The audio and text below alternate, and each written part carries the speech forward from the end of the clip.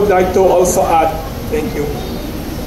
Mabuti nabanggit na ni Joe at saka si Dr. Pedro yung pinaka-problema ng sektor ng agrikultura. Kasi you just not handle urban and peri-urban agriculture without considering the rest of the other parts of the sector.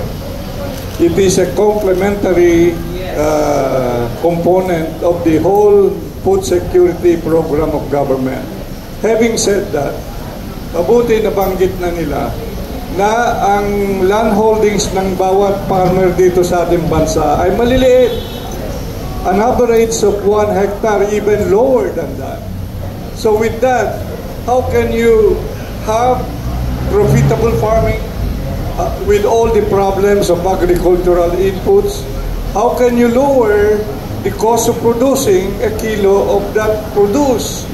These are all the very material questions to ask. Wala tayong economies of scale. And that's why kailangan natin, nung nandyan ako sa agrikultura, ay pinapatupad po natin na starting yung farm clustering and consolidation.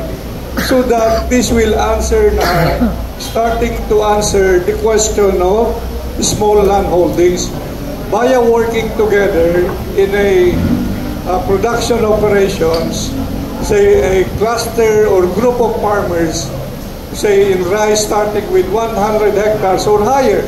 Ganun po sa iba't ibang commodity.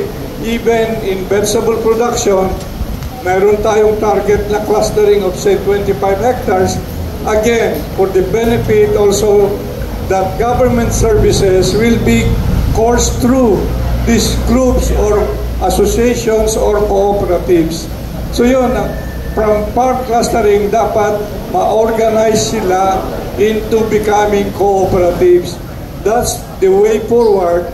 Although we have had issues and problems of agricultural cooperatives in the past, it does not mean that we should set that aside already as a mechanism to really, again, re-engineer Philippine agriculture. So, clustering, cooperatives development, then you have the capacity, these cooperatives will now have the capacity to partner with private sector, go into good agribusiness, good agricultural enterprises. Kasi gusto rin tumulong ang pribadong sektor at yun po ang isang advocacy ng Go Negosyo. Itong big brothers natin ay nakipartner sa gobyerno para tulungan yung mga magsasaka natin, mas lalo na yung clustered farms or clustered farmers or cooperatives, and in doing that, kasama na sila sa market value chain ng pribadong sektor. Because market is one key determinant to being very profitable. So yun, may solusyon.